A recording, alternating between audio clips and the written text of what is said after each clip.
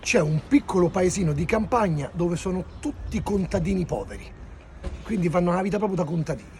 Mo però c'è un contadino che so tanto tempo che si mette i soldi da parte, quando c'è un bel gruzzoletto decide di andarsi a comprare un bellissimo paio di scarpe nuove. Capirai? Arriva a sto negozio, si compra sti belli mocassini, belli tutti lucidi, la prima sera si mette e Barbardo stanno tutti amici. Mo quando sta là dai che fa il fanatico con queste scarpe, solo che per festeggiare queste scarpe dai che bevi, fino alle 3 di notte bevi una cifra. A un certo punto si alza per andarsene a casa ma sta veramente embriaco fracico. Quando cammina a mezzo in campo va arriva a casa sua, talmente sta embriaco con ciampa casca e sviene e dorme lì tutta la notte.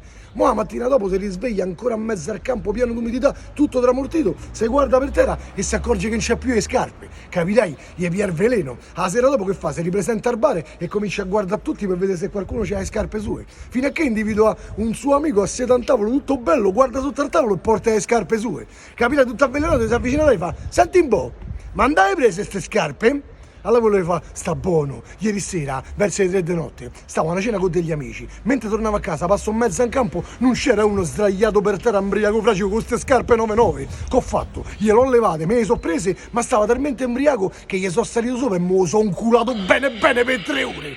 Quello fa: ah, ma a me vuoi dire qualcosa? E il contadino fa: no, te volevo fare i complimenti, sono proprio belle.